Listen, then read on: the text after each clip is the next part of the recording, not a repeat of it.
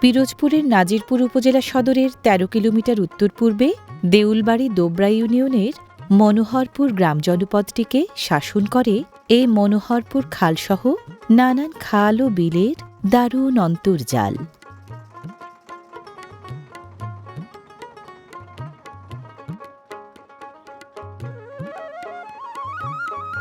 নাজিরপুর উপজেলার ৩টি ইউনিয়নের ৭টি বিলশাসিত নিম্নাঞ্চলে জলাবদ্ধতার কারণে স্বাভাবিক চাষাবাদ সম্ভব না হওয়ায় জলবায়ু পরিবর্তনের অভিযোজন কৌশল হিসেবে এ অঞ্চলের চাষিরা উদ্ভাবন করেছেন ভাসমান চাষাবাদের অভিনব ধাপ পদ্ধতি।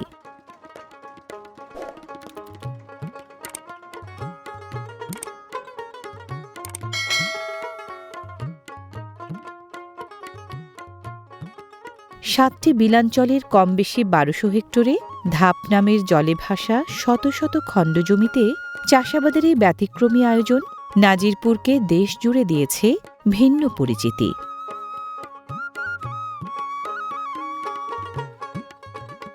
নাজিরপুরের ১৭১টি গ্রামের মধ্যে ধাপ চাষ বেশি চলে এই মনোহরপুর গ্রামে। ডিঙি নৌকা ধাপ চাষিদের অপরিহার্য বাহন। ধাপ পরিচর্যার জন্য ধাপ চাষিরা ২ ধাপের মধ্যবর্তী জলপথে ডিঙ্গি নৌকা ব্যবহার করেন আবাদ কেন্দ্রিক নানা কাজে।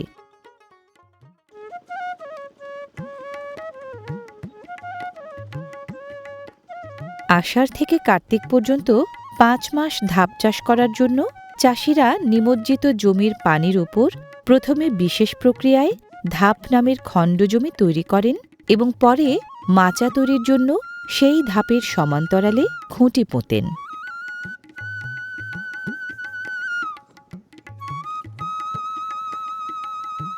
নানা ধরনের উপকরণ ধাপে ধাপে সাজিয়ে বানান বলে জলবেষ্টিত এ জমিকে স্থানীয় চাষিরা বলেন ধাপ।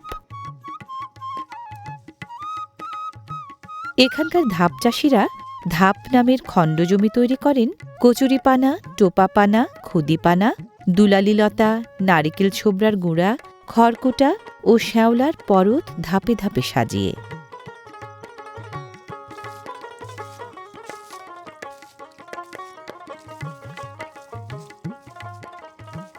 জলসেচ হাতের সাহায্যে দেয়া হোক কিংবা পানি তোলার মোটর দিয়ে, ধাপের জমি পানির অভাবে সাধারণত ভোগে না।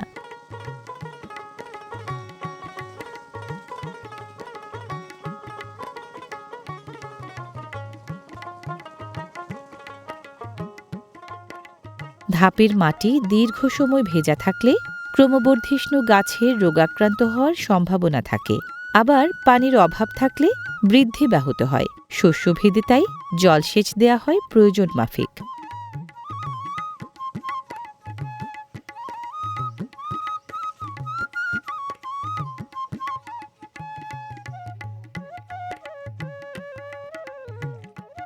কৃষিবিজ্ঞানের কেতাবি পরিভাষায় হাইড্রোপনিক্স নামে পরিচিত পানিভিত্তিক চাষ পদ্ধতিরই একটি ধরন জলবেষ্টিত ধাপের এই চাষাবাদ।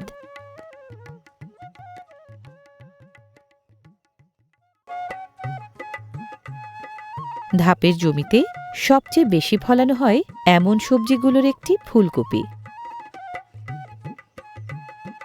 ধাপে রাসায়নিক সার ও কীটনাশক ব্যবহার এমনিতে না করলেও চলে।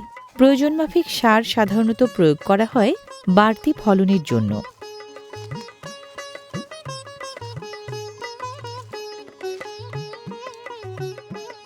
কীটনাশক ও রাসায়নিক সার ক্ষেত্রবিশেষ ছাড়া ব্যবহৃত হয় না বলে ধাপের শাকসবজি তুলনামূলকভাবে বেশি নিরাপদ এবং পরিবেশ বান্ধব। প্রায় বিষমুক্ত, নিরাপদ ও সুস্বাদু হওয়ার কারণে ফুলকপি সহ ধাপের সব শাকসবজিরই বিশেষ কদর হাটবাজারে।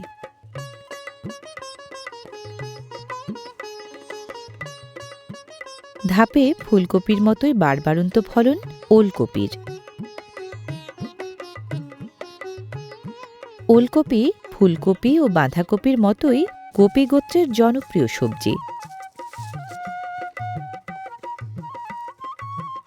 সবজি চারার সাথে বেড়ে ওঠা আগাছা যথারীতি ভাগ বসায় চারার খাবারে এবং ব্যাঘাত ঘটায় বৃদ্ধির। ধাপ চাষিরা তাই নিয়মিত বিরতিতে তুলে ফেলেন আগাছা।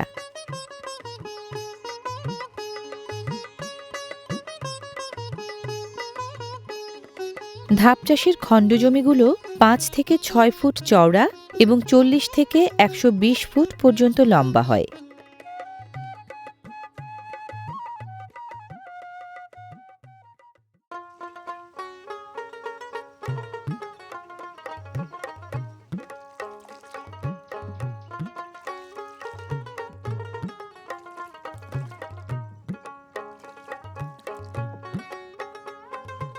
ধাপের চারপাশে থাকা সেচ নালায় জোয়ারের সময় পানি বেশি থাকে, ভাটার সময় কম।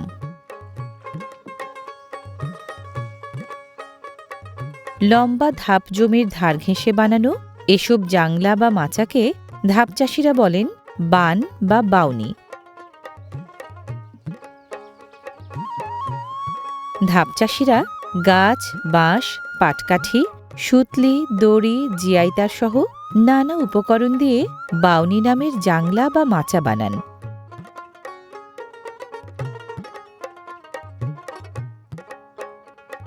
ধাপ চাষিদের কেউ নিজস্ব পতিত জমির ভাসান পানিতে, কেউ অন্যের জমিতে বিঘা প্রতি 20 থেকে 25 হাজার টাকায় বন্দোবস্ত নিয়ে ধাপ ও বাউনি গড়েন।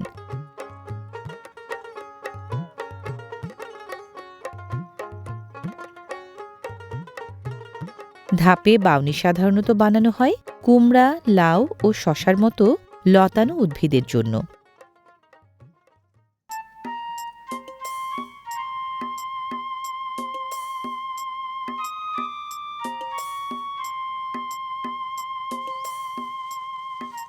লাউ ও কুমড়ার লতাপাতা নিয়মিত বিরতিতে ছেঁটে দিলে ফলন বাড়ে।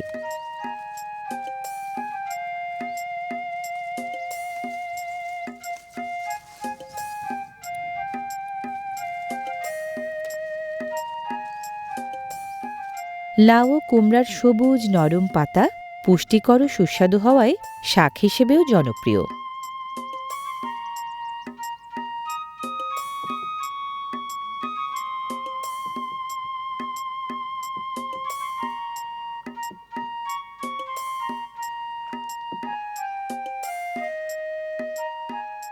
জাংলা বা মাচার অবলম্বন পেলে লতানো উদ্ভিদ লাউয়ের বেড়ে ওঠা ফল কাটার উপযোগী হয় চারা রোপণের সাধারণত 60 থেকে 70 দিনের মধ্যে।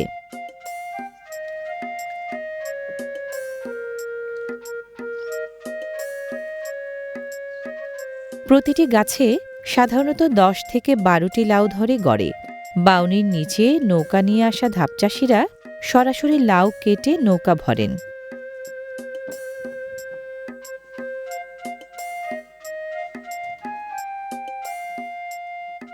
এখানকার চাষিরা 1 বিঘা আয়তনের ধাপ জমি থেকে গড়ে 6 থেকে 7 টনের মতো লাউ আহরণ করেন।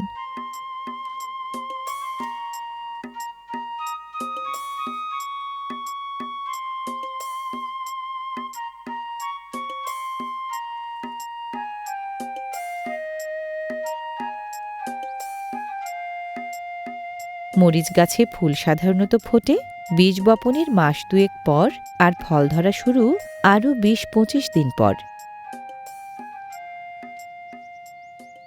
ইঁদুরের চাপ তো অত্যন্ত বেশি। ইঁদুর মারার খাবার দিয়ে বিষ দেয়, কিন্তু কোনো কিছুতে যেমন বিষ দিলে পর খায়, অথচ বিষ সে কোনো কাজ করে না, যেটাকে ওই কালা বিষ দুর্মুজ বলে।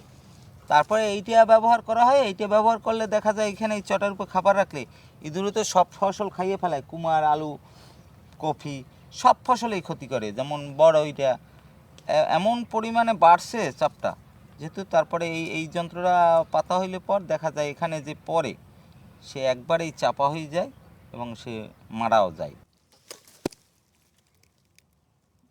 বীজ কোম্পানি সঠিকভাবে দিতেছে না, সার কীটনাশকে ভেজাল। তারপরও যে প্রতিযোগিতা করে আমরা ফসল ফলাই, তাতে আমাদের যে কতটা কষ্টের, যেহেতু এখানে পানি দেওয়ার জন্য একটা মেশিন দরকার নাই, এ হাতে দেওয়া সম্ভব এখানে পানি দেওয়া? তাহলে এইভাবে এত কষ্ট কইরা তারপরে দেখা যায় যে বাজারজাত করলে বাজারে আমরা ওইভাবে পয়সা পাই না। এবারে এখন বর্তমানে একটু দামটা স্বল্প হলেও ভালো আছে, কিন্তু কিছুদিন পূর্বে বা বিগত দিনগুলো আমাদের যে কষ্টের যে কষ্ট করে ফসল ফলাই তাই সেই অনুপাতে আমরা মানে দেখা যায় শেষ পর্যন্ত কৃষক ঋণেই থাকে, যেহেতু এটা তো খুব মর্মান্তিক। যেহেতু কৃষকদের জন্য কৃষি নির্ভরশীল বাংলাদেশ, কিন্তু কৃষকদের জন্য কোনো সরকার বা কোনো কেউই আগাইয়া ততটা আসে নাই, কোনোদিনও আসে নাই। যে কৃষক ফসল ফলায় আদৌ কি সঠিকভাবে সে সঠিকভাবে মুনাফা পায়, এটা কেউ কোনোদিন প্রশ্ন করে নাই কারো কাছে। গ্রামীণ প্রবাদ মতে মাছের মধ্যে কই আর সবজির মধ্যে ছই, শিমেরই আরেক নাম ছই। পুষ্টিকর, সুস্বাদু ও জনপ্রিয় হওয়ায় বেশ কয়েক প্রজাতির শিম ফলানো হয় ধাপের বাউনিতে।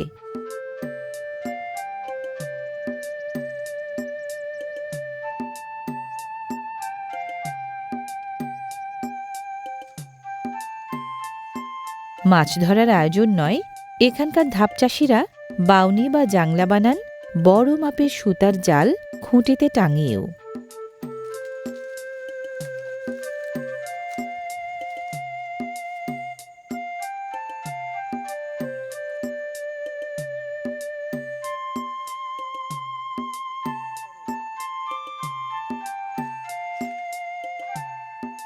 বাউনি বা মাচায় লতানো শাকসবজি ফলালে উপযুক্ত পরিবেশ পাওয়ায় কম সময়ে বেশি বাড়ে।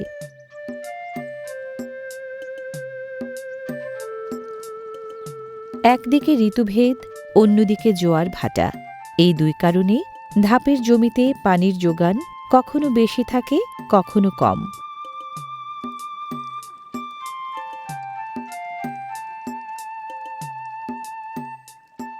প্রতিটি ধাপ সাধারণত ১-১.৫ মিটার উঁচু হয় এবং পাশের ধাপের ১.৫-২ মিটার দূরে থাকে।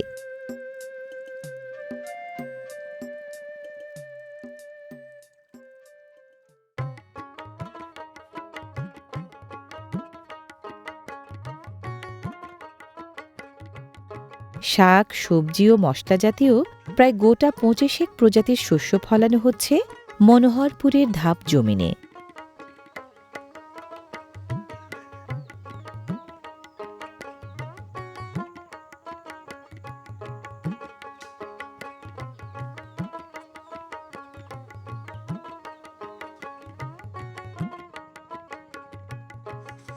স্থানীয় প্রযুক্তির কৃতকৌশল কাজে লাগিয়ে পাখপাখালির কবল থেকে ফসল বাঁচান এখানকার ধাপ চাষিরা।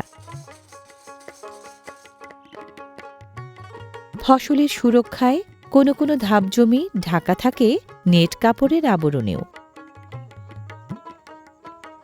ধাপ, কান্দাইল, বেড়, কান্দি, বেড, গে, ঝথ, হাইথ এবং বাইরা সারিবদ্ধ এসব খণ্ড জমির এলাকাভেদে নানা রকম নাম।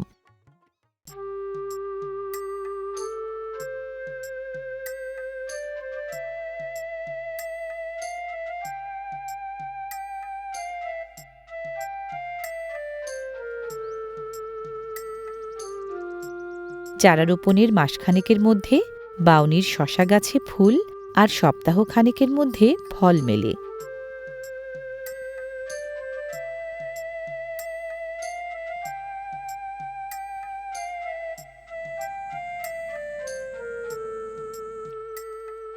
বাউনির শশা গাছ থেকে ধাপ চাষিরা শশা সাধারণত আহরণ করেন ৩-৪ দিন পর পর।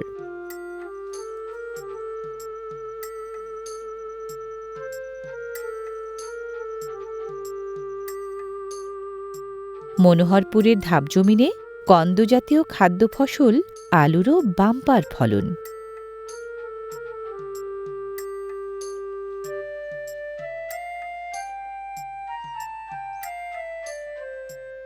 মাটিতে পুষ্টি উপাদান বেশি থাকায় এই ধাপে শাকসবজির সাথে ফলানো যায় অন্য জাতের শস্যও।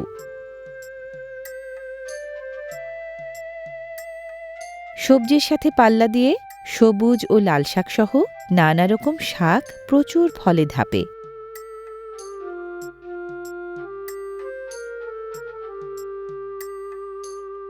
চারা রোপণের সাধারণত ১.৫ থেকে ২ মাস পর ধাপ থেকে ওলকপি তোলা শুরু করেন চাষিরা।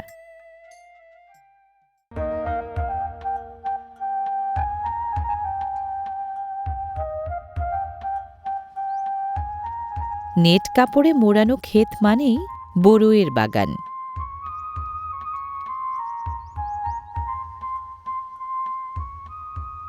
জাতভেদে এখানে বড়ই সাধারণত পাকে পৌষ থেকে চৈত্র মাসের মধ্যে।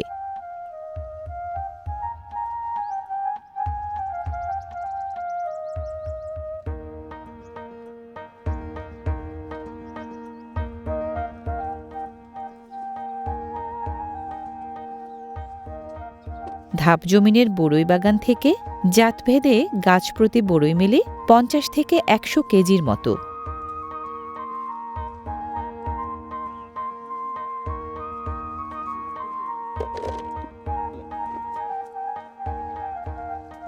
শাকসবজি সহ নানা ধরনের শস্য যোগান দেওয়ার পাশাপাশি ধাপের জমি পারঙ্গম ফল ফলাদি দিয়ে রসনা মেটাতেও।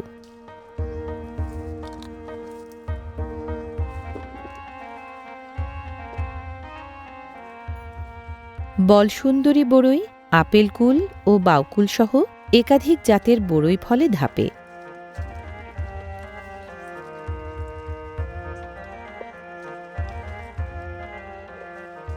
ধাপ পদ্ধতির চাষাবাদে পুরুষদের পাশাপাশি এখানকার নারীরাও অংশ নেন সমান তালে।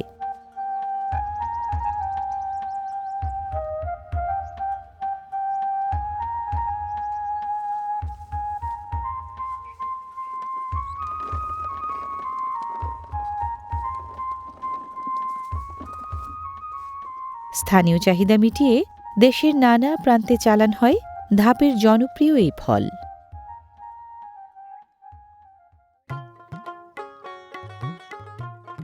মনোহরপুর সহ নাজিরপুর উপজেলার ১৭১টি গ্রামের প্রায় ৮০% বাসিন্দাই কমবেশি চলাচল করেন ডিঙ্গি নৌকায়। ধাপ চাষ সহ জীবন জীবিকা কেন্দ্রিক সকল কাজে নৌকাই চলাচল ও পরিবহনের মূল মাধ্যম এখানে।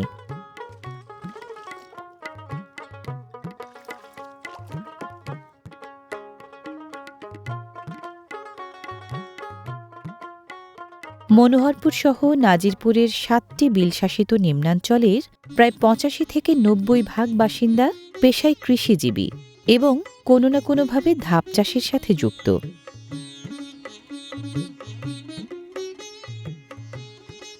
মরিচ গাছে ফুল আসার দিন ১৫ পর থেকে চাষিরা মরিচ তোলা শুরু করেন গাছ থেকে।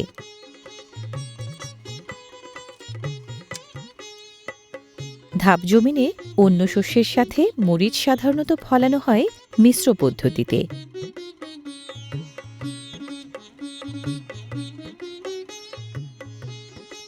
ধাপের জমি বোম্বাই মরিচ বা নাগা মরিচ ফলানোর জন্য বেশ উপযোগী।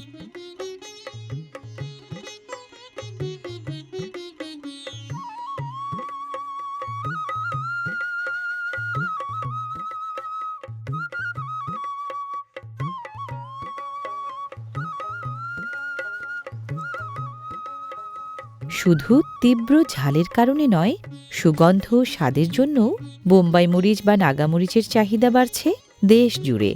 ক্রমবর্ধমান সেই চাহিদার সাথে পাল্লা দিয়ে নাগামরিচের আবাদ ও ফলন বাড়ছে এখানকার ধাপ জমিনেও।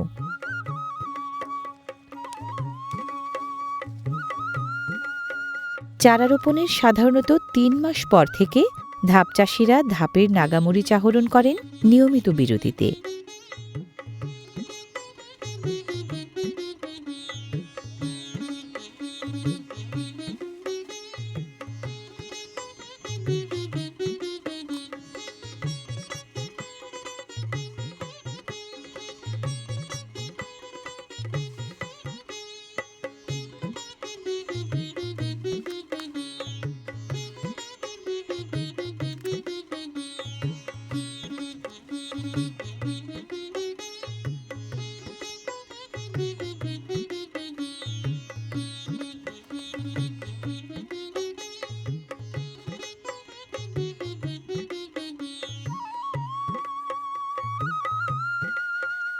ফুলকপি ও বাঁধাকপির তুলনায় পিছিয়ে থাকলেও ধাপ জমিনে ওলকপির আবাদ ও ফলন প্রতি মৌসুমেই বাড়ছে।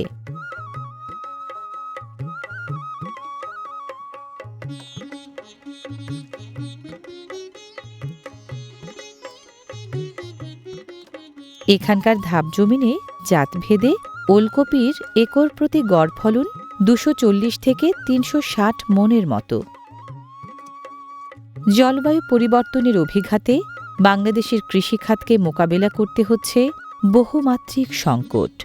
পরিবেশের অবনতিশীল এই বাস্তবতা ধাপ পদ্ধতির চাষাবাদ একটি টেকসই চাষ পদ্ধতি হিসেবে এখন সবার সামনে দৃশ্যমান। সঙ্গত কারণ থাকায় ধাপভিত্তিক চাষ পদ্ধতিকে জাতিসংঘের খাদ্য ও কৃষি সংস্থা 2015 সালে globally important agricultural heritage system হিসেবে আন্তর্জাতিক স্বীকৃতি দিয়েছে।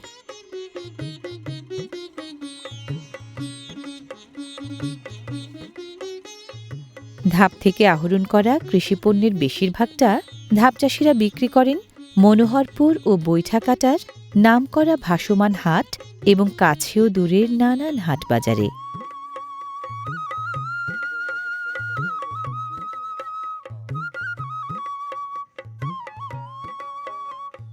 ধাপের কৃষিপণ্যের একাংশ বিক্রি হয় ধাপ এলাকাতেই চলে আসা ব্যাপারী ও পাইকারদের কাছে।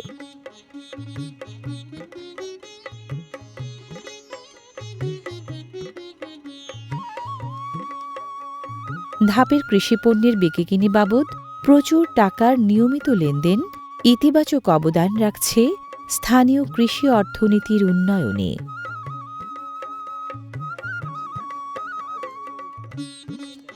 স্থানীয় চাহিদা মিটিয়ে মনোহরপুরের ধাপ ফসল শুধু ঢাকাসহ দেশের বিভিন্ন জেলা জনপদ নয়, রপ্তানি হচ্ছে মধ্যপ্রাচ্য ও ইউরোপের বিভিন্ন দেশেও।